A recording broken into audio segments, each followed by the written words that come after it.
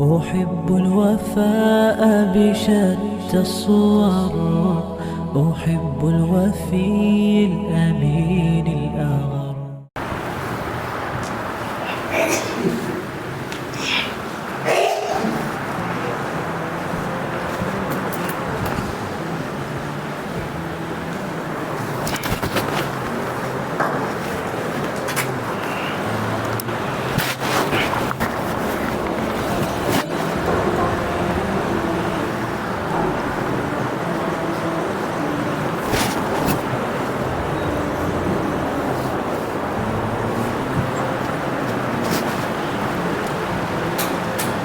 السلام عليكم ورحمة الله وبركاته. الحمد لله كفى وسلام على عباده الذين اصطفى. أما بعد، قال الله تبارك وتعالى في القرآن المجيد والفرقان الحميد: أعوذ بالله من الشيطان الرجيم، بسم الله الرحمن الرحيم. قالوا حرقوه وانصروا آلهتكم إن كنتم فاعلين. قلنا يا نار كوني بردا وسلاما على إبراهيم. صدق الله العظيم. وقال تعالى: وإذ ابتلى إبراهيم ربه بكلمات فأتمهن قال إني جاعلك للناس إماما قال ومن ذريتي قال لا ينال عهد الظالمين. صدق الله العظيم. قال النبي صلى الله عليه وسلم: لا يؤمن أحدكم حتى أكون أحب إليه من والده وولده والناس أجمعين، أو كما قال عليه الصلاة والسلام.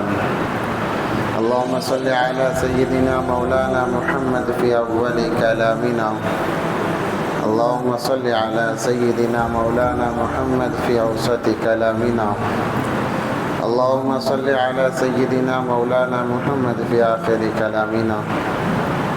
اللهم لك الحمد كما أنت أهله، فصل على محمد كما أنت أهله، وافعل بنا ما أنت أهله، فإنك أنت أهل التقوى وأهل المغفرة.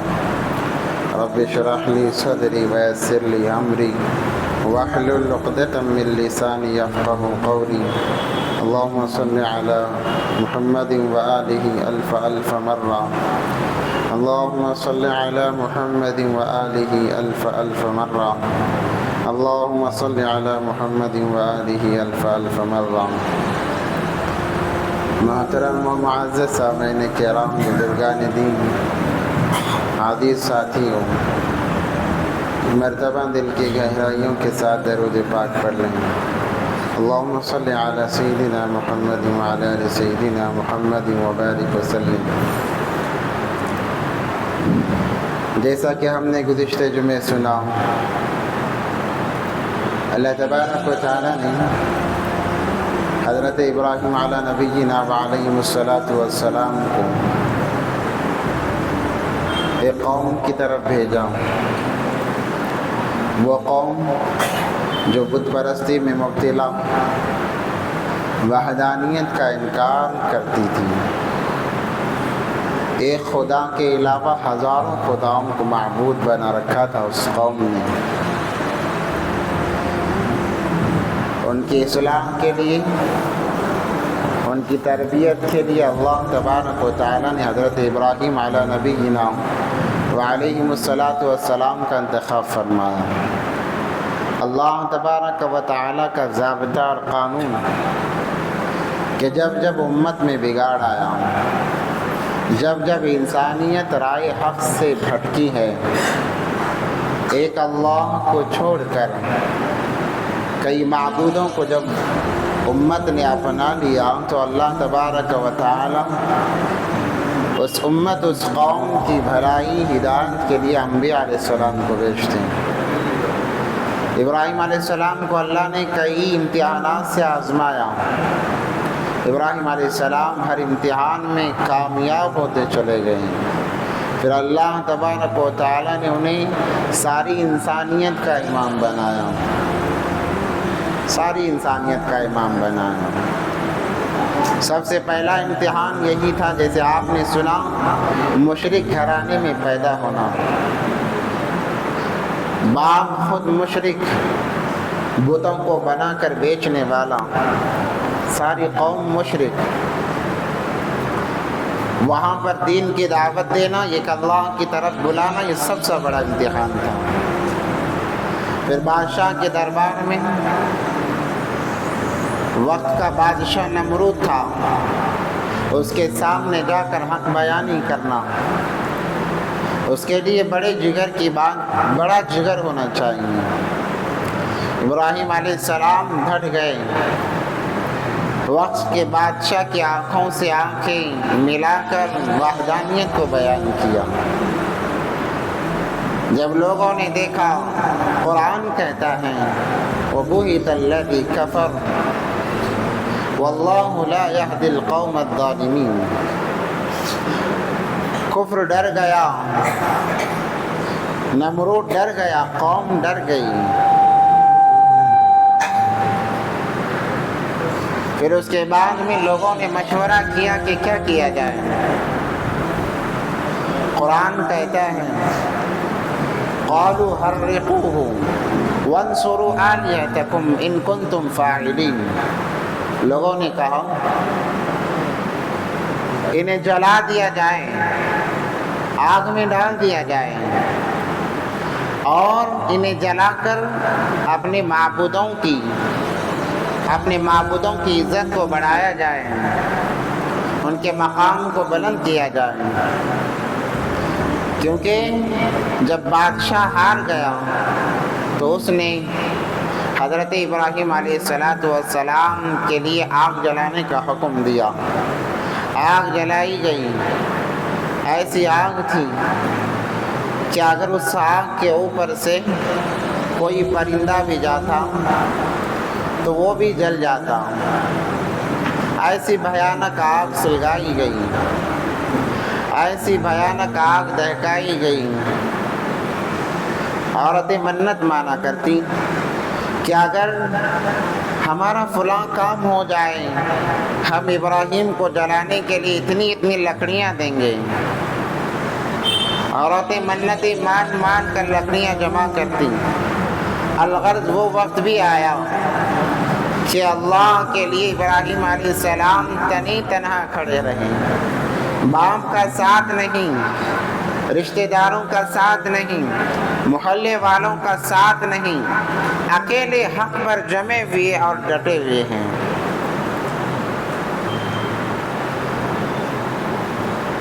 سارا علاقہ ایک طرف ہے، ابراہیم علیہ السلام ایک طرف. سارا علاقہ کہتا 1000 بت ہیں، 1000 خدا ہیں. ابراہیم علیہ نبینا وعلیہ السلام کہتے ایک خدا ہے، وہی وحدہ لا شریک ہے، اس کے علاوہ کوئی معبود نہیں ہے. ابراہیم علیہ السلام کا دعویٰ. قوم کہتی سورج بھی خدا، چاند بھی خدا، ستارے بھی خدا، درخت چرند پرند بھی خدا ہیں. ابراہیم علیہ السلام ڈٹے رہے.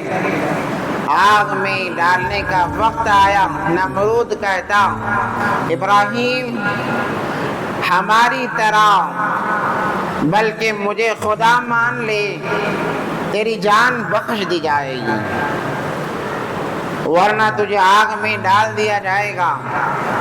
ابراہیم علیہ السلام نے فرمایا بڑا عجیب جملہ، حسبنا اللہ و نعم الوکیل.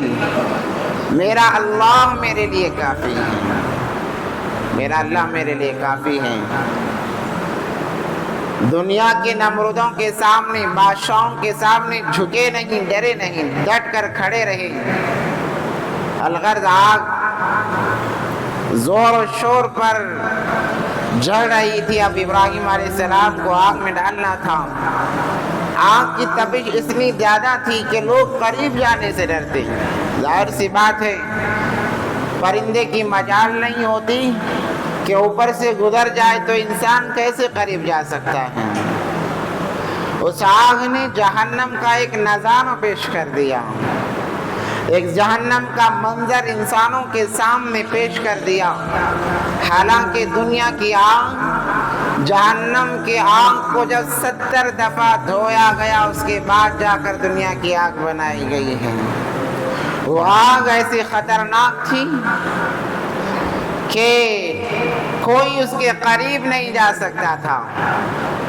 روایتوں میں لکھا ہے، علماء فرماتے ہیں کہ اس آگ سے خوف کھا کر کوئی ابراہیم علیہ السلام کو آگ کے قریب لے جانے کے لیے ڈر رہا تھا۔ شیطان انسانی شکل میں آیا اور آ کر ترکیب بتائی کہ اگر آپ قریب جاؤ گے تم بھی جل جاؤ گے۔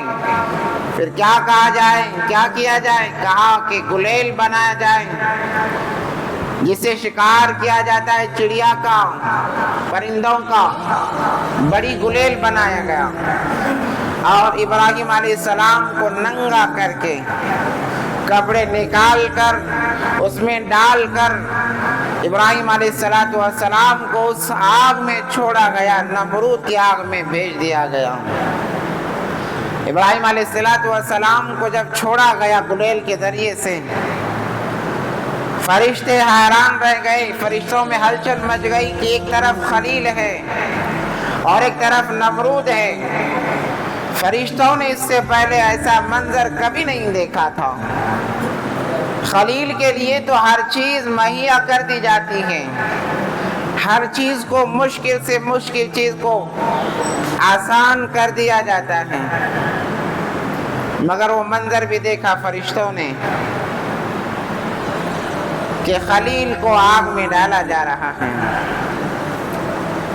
جبرائیل علیہ السلام دوڑ کر آئے، حضرت میکائیل علیہ السلام آئے، ہوا کا فرشتہ آیا، ابراہیم علیہ السلام سے سلام کے بعد عرض کیا گیا، ابراہیم علیہ السلام ہم آپ کی خدمت کے لیے حاضر ہیں، آپ حکم کریں۔ آپ کا اشارہ ہوگا، میکائیل میرے ساتھ میں ہے، ہوا کا فرشتہ میرے ساتھ میں ہے، آپ اشارہ کریں، بارش کے ذریعے سے اس آگ کو بجھا دیا جائے گا، ہوا کے ذریعے سے اس آگ کو ایسی جگہ بھیج دیا جائے گا کہ کسی کے وہم و گمان میں بھی نہ ہوگا۔ ابراہیم علیہ السلام بھی خلیل اللہ تھے، اللہ کے دوست تھے۔ کہنے لگے، جبرائیل بتاؤ خدا نے بھیجا ہے یا تم خود آئے ہو؟ کیسے آنا ہوا ہے تمہارا؟ کیا میرے اللہ نے بھیجا ہے؟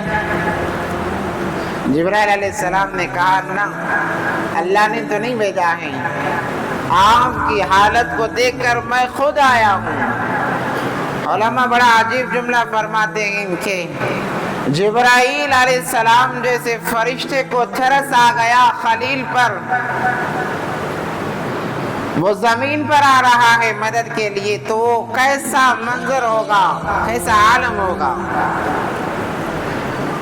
ابراہیم علیہ السلام نے کہا کہ تمہاری مدد کی ضرورت نہیں ہے، کیا میرا اللہ مجھے نہیں دیکھ رہا ہے؟ کہاں اللہ دیکھ رہے ہیں، تو درمیان سے ہٹ جاؤ،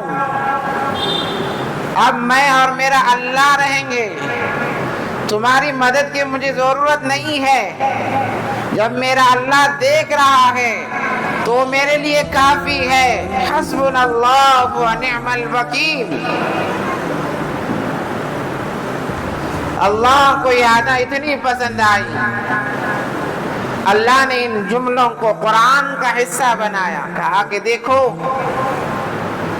میرے خلیل پر جب حالات آئے، ایسے حالات کہ انسان کا بچنا ناممکن ہے، مگر پھر بھی میرا خلیل میری طرف متوجہ ہے۔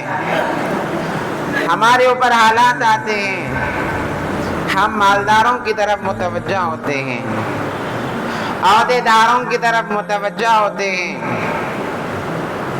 صاحب وقار والوں کی طرف متوجہ ہوتے ہیں۔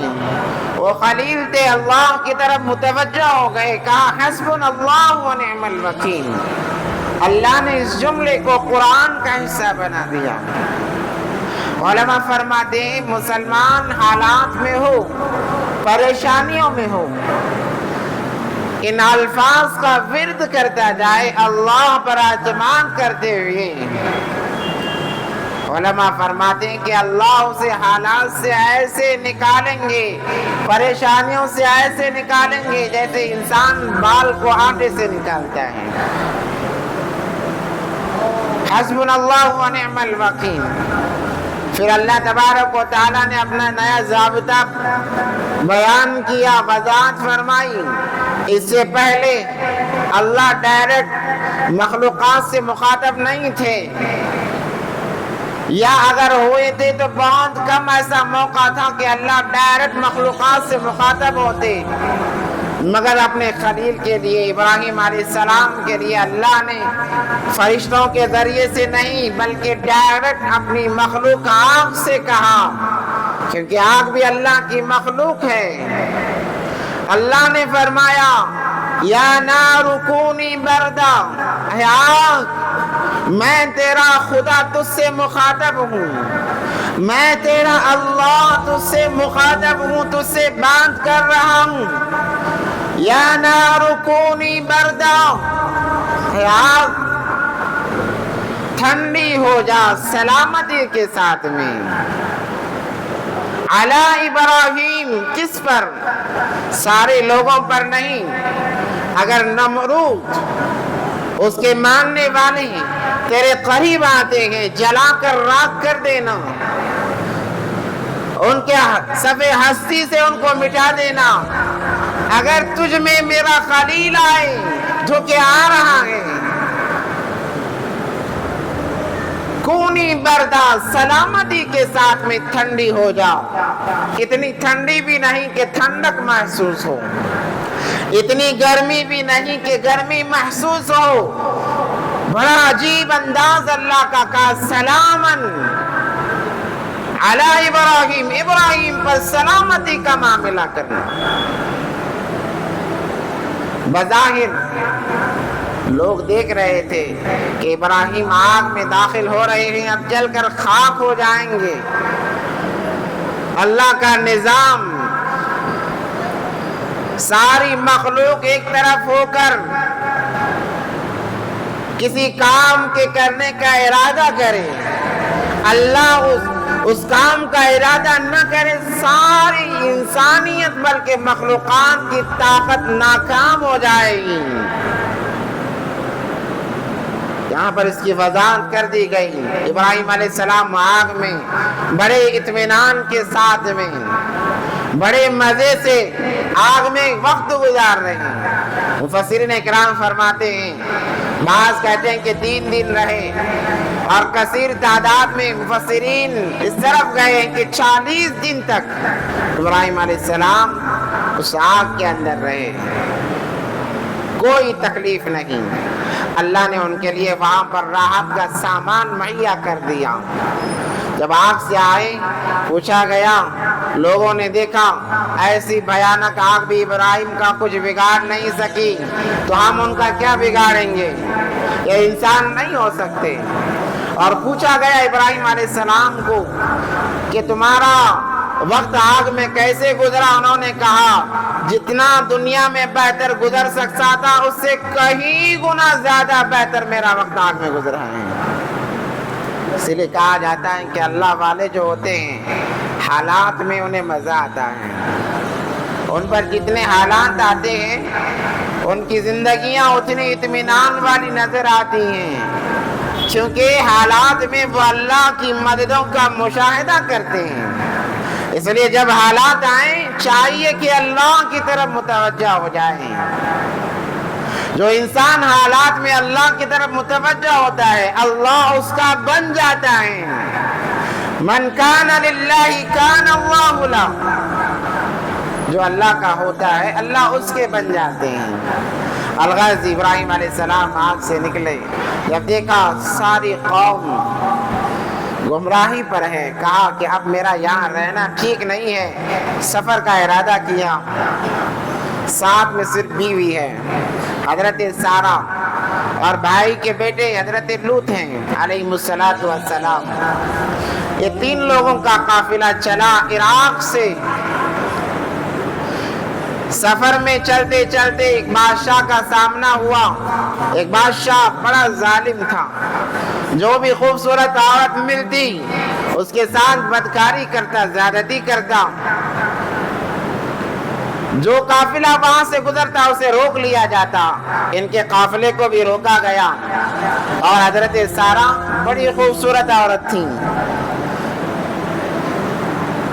حسن کی مثال تھی حضرت سارہ علیہ السلام۔ لوگوں نے پکڑا اور حضرت سارہ کو بادشاہ کے دربار میں پیش کیا گیا۔ بادشاہ نے ایسا حسن کبھی نہیں دیکھا تھا، دل للچا گیا بادشاہ کا، غلط خیالات دل میں آنے لگے۔ تو حضرت سارہ کو رات میں طلب کیا غلط ارادے سے۔ حضرت سارہ نے کہا کہ مجھے 2 رکعت نماز پڑھ لینے دے، اجازت دے دی گئی۔ جب نماز ختم ہوئی بادشاہ نے ہاتھ بڑھایا تو اس کو فالج ہو گیا، ہاتھ شل ہو گیا اس کا، اور آگ دیکھتی بھی نظر آئی۔ اس نے کہا کہ اے فلانی عورت مجھے معاف کر دے، دوبارہ ایسی غلطی نہیں کروں گا۔ حضرت سارہ نے دعا کی اللہ سے، اللہ نے چھوڑ دیا۔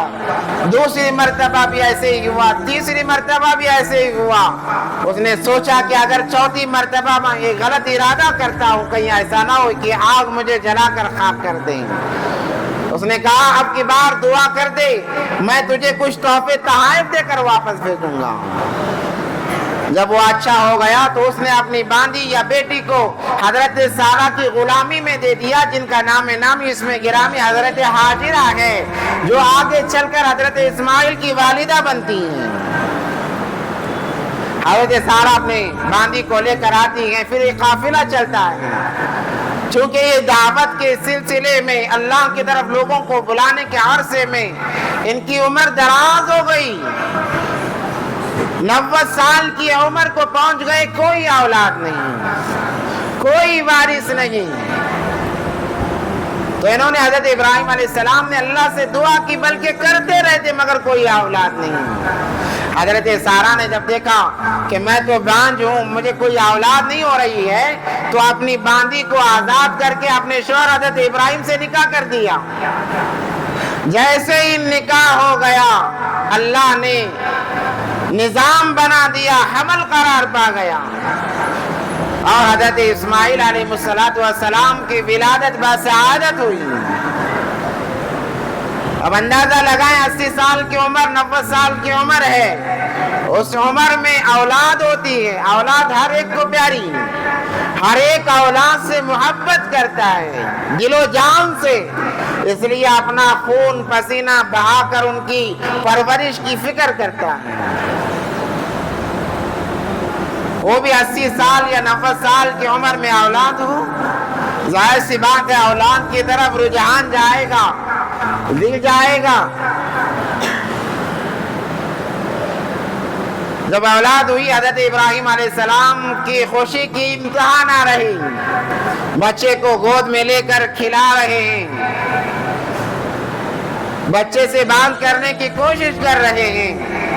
اللہ نے پھر تیسرا امتحان ان کے سامنے لایا، کہا ابراہیم اپنے بیٹے اور وہ بیوی جس نے بچے کو جنم دیا ہے لے جاؤ بیابان صحرا، جہاں آج مکہ المکرمہ ہے، جہاں لوگ حج کے لیے جاتے ہیں، وہاں جا کر چھوڑ آؤ۔ 10-15 دن کا بچہ ہے اور حکم آ رہا ہے کہ جاؤ چھوڑ کر آؤ۔ کتنی بڑی آزمائش، کتنا بڑا امتحان ہے۔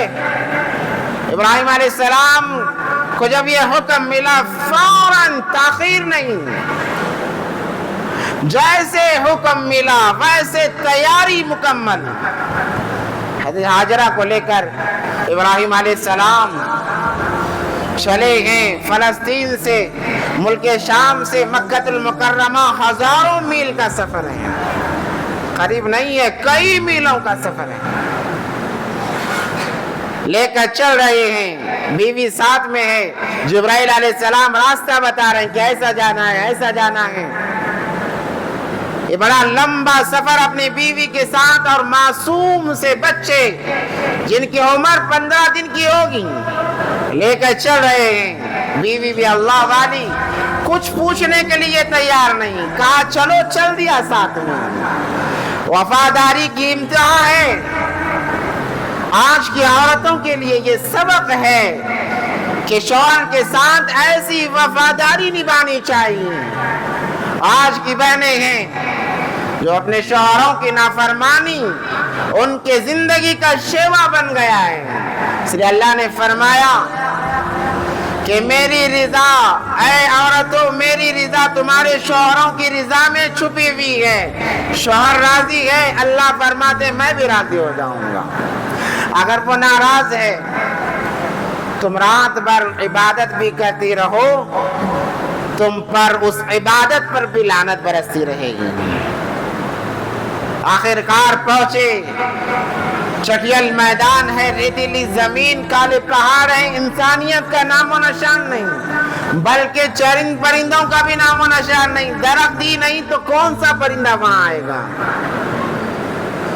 ابراہیم علیہ السلام چلتے رہے، جبرائیل علیہ السلام نے کعبۃ اللہ جہاں آج آباد ہیں وہاں پر کہا کہ یہاں چھوڑنا ہے اور چھوڑ کر واپس چلے جانا ہے، بات تک نہیں کرنا ہے۔ ابراہیم علیہ السلام نے چھوڑ دیا اور چھوڑ کر واپس چلنے لگے۔ بیوی نے سمجھا کہ کسی کام سے جا رہے ہوں گے، آ جائیں گے۔ جب زیادہ دور گئے بیوی دوڑی، حضرت ہاجرہ دوڑتی ہیں اور جا کر پاؤں پکڑ لیتی ہیں اور یہ کہتی ہیں کہ اے میرے سرتاج، ہمیں آپ کہاں چھوڑ کر جا رہے ہیں؟ یہاں تو انسانیت کا بلکہ مخلوقات کا نام و نشان نہیں ہے، یہاں آپ ہمیں کیوں چھوڑ کر جا رہے ہیں؟ ابراہیم علیہ السلام کوئی جواب نہیں دے رہے ہیں، آگے بڑھتے جا رہے ہیں۔ کئی دفعہ پوچھنے پر بھی جواب نہ ملا تو حضرت ہاجرہ نے کہا اے میرے سرتاج، کیا یہ اللہ کا حکم ہے؟ بس ابراہیم علیہ السلام نے گردن ہلایا، اشارہ تھا کہ ہاں یہی عمل تھا حضرت ابراہیم کا علیہ السلام۔ حضرت سارہ نے کہا تو آپ بے فکر ہو کر جائیے، میرا اللہ میرے لیے کافی ہے۔ وہی الفاظ کو دہرایا، حسبنا اللہ و نعم الوکیل۔ جو ابراہیم علیہ السلام آگ میں جاتے بھی جن الفاظ کو انہوں نے دہرایا تھا وہی الفاظ کو حضرت ہاجرہ بھی دہراتی ہیں، کہتی ہیں تو جائیے، بے فکر ہو کر جائیے۔ حسبنا اللہ و نعم الوکیل۔ واقعی انسان جب اللہ پر اعتماد کرتا ہے اللہ اس کے لیے کافی وافی ہو جاتے ہیں۔ آئیے اپنے لگتے جگر کے پاس، اپنے بیٹے اسماعیل کے پاس، مشکیزے میں ذرا سا پانی جو چند دنوں میں ختم ہو گیا، پھر کھانے کے لیے کچھ بھی نہیں ہے۔ وہ وقت بھی آیا حضرت ہاجرہ پر، دن اور رات ایک جیسی ہوتی، صفا مروہ کے پہاڑیوں کے بیچ میں یہ بیٹھی ہوئی ہے، کوئی انسان نہیں، کوئی چرند، کوئی پرند نہیں، اکیلی تنے تنا عورت معصوم بچے کے ساتھ میں بیٹھی ہوئی ہے۔ جب ساز و سامان ختم ہو گیا، سینے سے دودھ کا آنا بند ہو گیا۔ جب دودھ بند ہو گیا، بچہ کب تک برداشت کرے گا؟ بڑا انسان تو برداشت کر لیتا ہے مگر بچہ تو بچہ ہے۔ صبر کی انتہا پار ہو گئی، بچہ بلبلانے لگا۔ علماء فرماتے یہاں تک کہ بچے کی زبان باہر آ گئی بھوک کی وجہ سے۔ جب دیکھا بچے کی زبان باہر آئی ہے، حضرت ہاجرہ سے رہا نہیں گیا، اس نے کہا کہ اب دوڑ لگانا ہے۔ دوڑ لگاتی رہی، صفا پر جاتی، جا کر پہاڑ تھا، چڑھ کر دیکھتی کوئی قافلہ تو نہیں گزر رہا ہے۔ جب بچے کی چیخیں بڑھ جاتی، واپس دوڑ کر آتی، بچے کو سہلاتی، پھر مروہ کی طرف دوڑتی، کہیں اس طرف سے کوئی قافلہ تو نہیں جا رہا۔ بچہ روتے روتے مدہوشی کے عالم میں جب آواز بند ہو جاتی دوڑ کر آتی اور بچے کو سہلاتی۔ یہ عمل کرتی رہی 7 دفعہ۔ جو حاجی جاتے ہیں یہی عمل کو دہراتے ہیں کہ صفا پر دوڑو، مروہ پر دوڑو۔ اللہ نے کہا یہ میرے محبوب بندی کی یہ ادا مجھے اتنی پسند آئی، اللہ نے عبادت بنا دیا دوڑنے کو، اللہ نے عبادت بنا دیا، ورنہ کوئی مطلب نہیں ہے صفا پر جانا، مروہ پر جانا، کیا مطلب ہے؟ اللہ نے کہا یہ عبادت ہے، یہ عبادت ہے قیامت تک کے انسانوں کے لیے۔ کہا گیا اپنے حج کی تکمیل چاہتے ہو صفا مروہ پر دوڑو، سمجھ میں آئے تب بھی نہ سمجھ میں آئے تب بھی۔ دوڑتی ہوئی صفا پر تھی کہ دیکھا کوئی چیز نظر آ رہی ہے بچے کے سامنے، گھبرا گئی کہیں ایسا نہ ہو کوئی جانور میرے بچے کو کھا جائے۔ دوڑتی ہوئی آئی، دیکھا حضرت اسماعیل بلک کر ایڑیاں گھس رہے تھے، جبرائیل علیہ السلام نے اس جگہ پر مارا، وہاں سے پانی کا چشمہ پھوٹنے لگا۔ حضرت ہاجرہ دوڑ کر آئی، دیکھ کر اپنے بچے کو گلے لگانے کی کوشش کر رہی، دیکھا پانی کا چشمہ پھوٹ رہا ہے تو فوراً حضرت ہاجرہ ریت جمع کرنے لگی کہ یہ پانی جم جائے کچھ حلق گیلا ہو جائے گا۔ وہ چشمہ ایسا تھا کہ پانی تھمنے کے لیے تیار نہیں۔ پھر حضرت ہاجرہ نے کہا زم زم زم زم، یہ حضرت ہاجرہ کے الفاظ تھے کہ پانی کو کہا جا رہا ہے کہ جم جا، اکٹھا ہو جا۔ علماء فرماتے ہیں کہ اگر حضرت ہاجرہ اس پانی کو جمع کرنے کے لیے زمزم نہ کہتی، ساری وادی تالاب میں تبدیل ہو جاتی۔ حضرت ہاجرہ کی وجہ سے وہ پانی جم گیا، وہیں پر وہ چشمہ محفوظ رہا۔ پھر حضرت سارہ نے پانی پیا، اپنے بچے کو لخت جگر کو پانی پلایا۔ جب پانی کا انتظام ہو گیا پرندوں کو پتہ چل جاتا ہے، ایک ایک کر کے پرندے آنے لگے، اپنا بسیرا کرنے لگے۔ جب کئی زمانے کے بعد حضرت ابراہیم آتے ملاقات کرتے، ویسے ہی چلے جاتے، اترتے تک نہیں۔ یہ اللہ کا آزمائشیں تھی حضرت ابراہیم علیہ السلام پر۔ حضرت ابراہیم علیہ السلام اپنی ہر آزمائش میں ایسے کامیاب ہوتے گئے، ایسے کامیاب ہوتے گئے، اللہ نے انہیں انسانیت کا امام بنایا ہے۔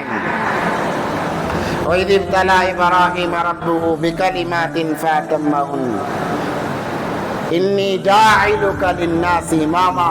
حضرت ابراہیم علیہ السلام ساری انسانیت کے امام ہیں۔ آج انہیں ہر کوئی مانتا ہے، یہودی بھی انہیں مانتے ہیں، نصرانی بھی انہیں مانتے ہیں، مجوسی بھی انہیں مانتے ہیں، ہر کوئی حضرت ابراہیم کو مانتا ہے علیہ الصلوۃ والسلام۔ پھر ایک قافلہ گزر رہا تھا، اس نے دیکھا پرندوں کی چہل پہل ہے، کہا یہاں پانی کا انتظام ہوگا۔ قافلے آتے گئے، حضرت سارہ ہاجرہ کے حکم سے بستے گئے۔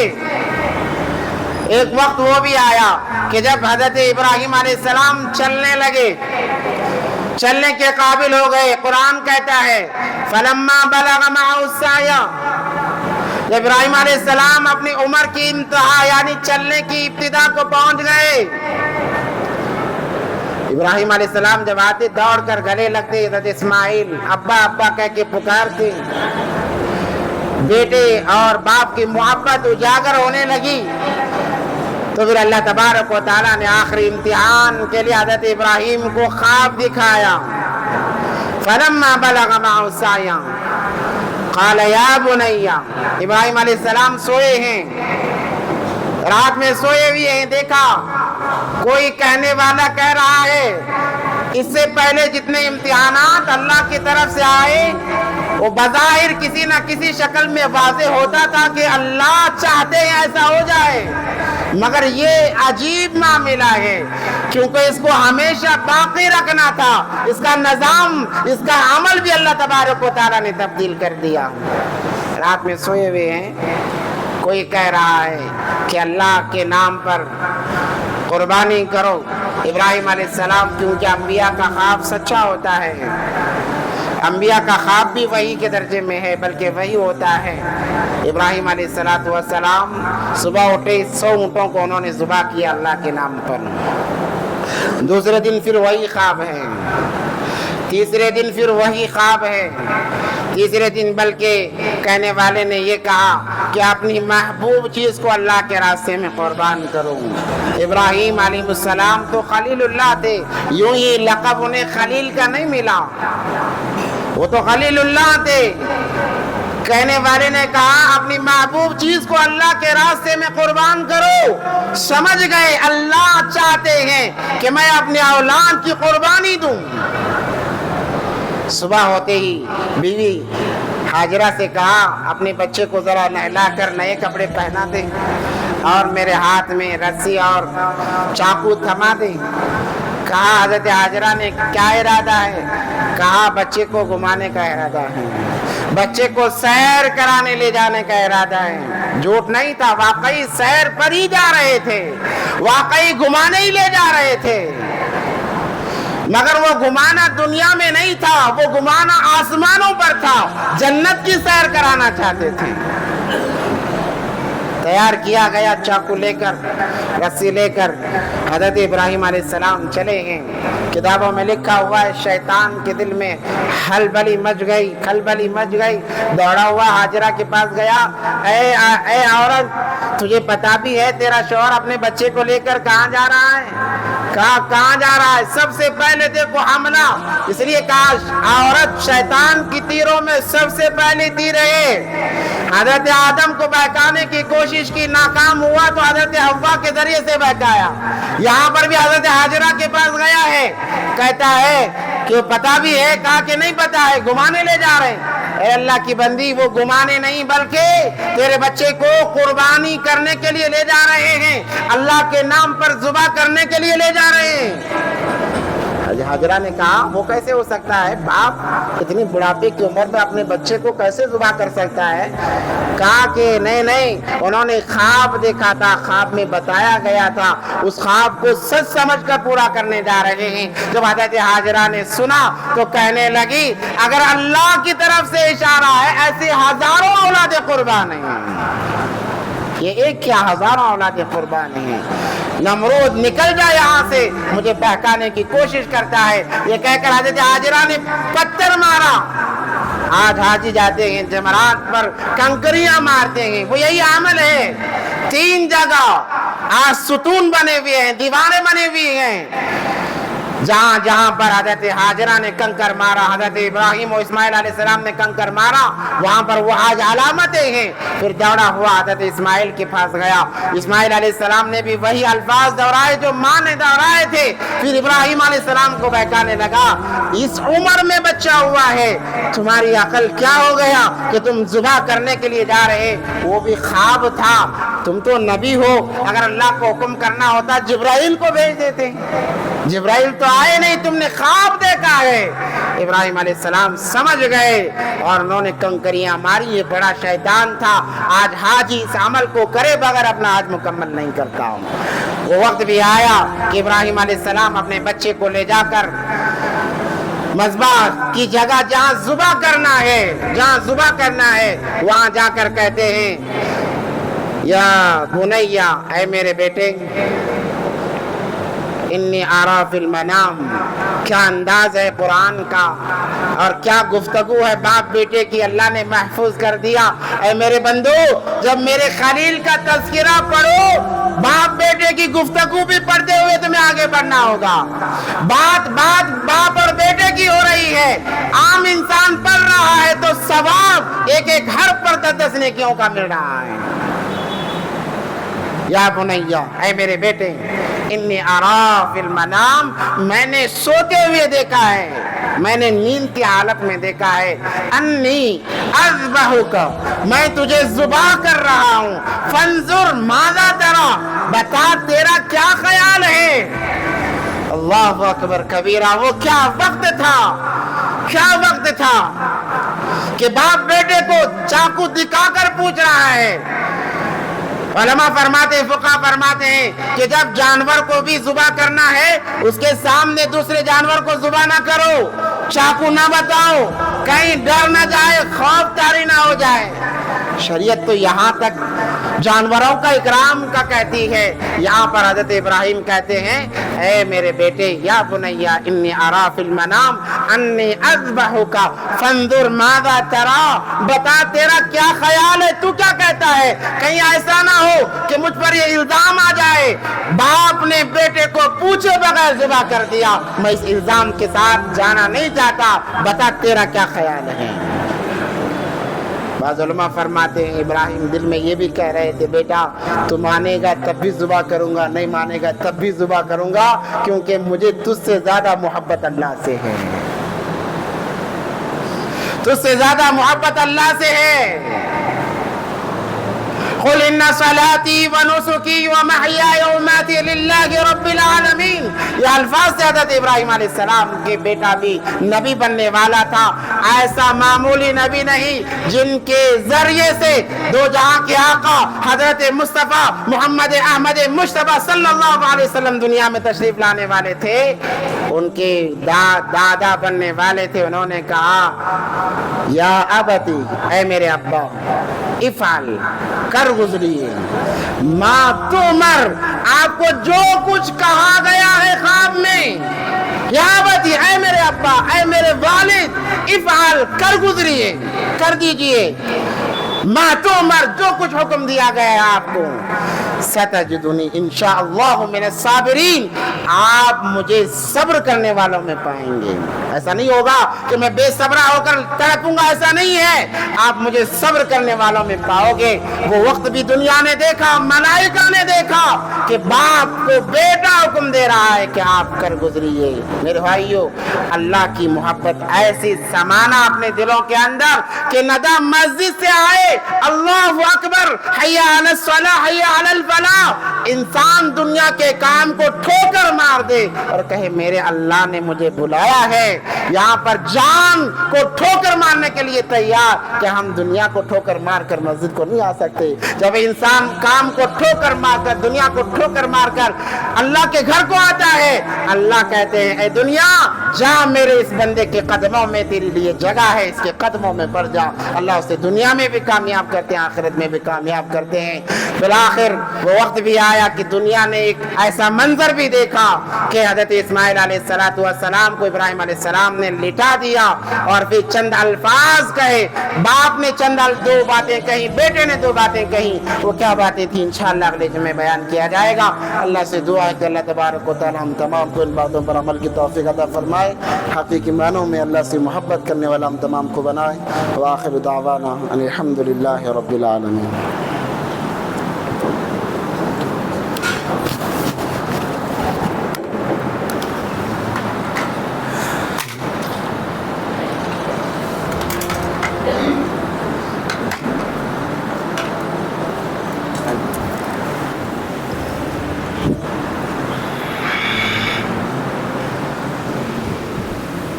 اللہ اکبر کبیرہ۔